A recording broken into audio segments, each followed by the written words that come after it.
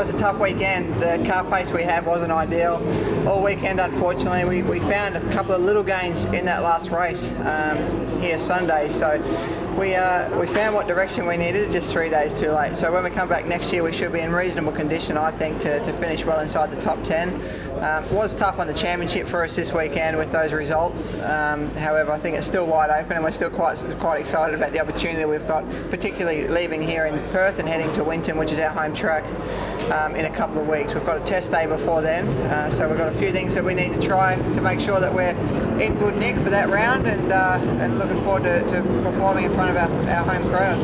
Yeah, we didn't really expect the cars and the track to react so differently here.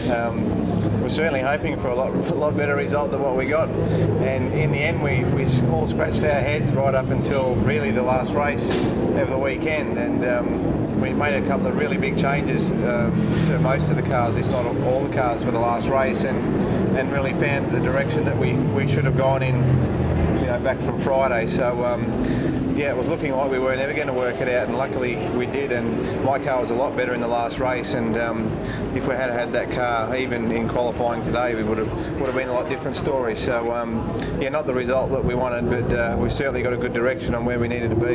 You've got a car that's not quite ideal. It's very difficult to grab a good result, but I think we had 3 reasonably solid qualifying outings over the weekend, which put us in a reasonable position. We did still fall back in the races, but I think we still gathered as many points as we possibly could, so that's pretty good, I think, from a tough weekend, and we just make sure that the weekends we've got coming up are very good weekends for us.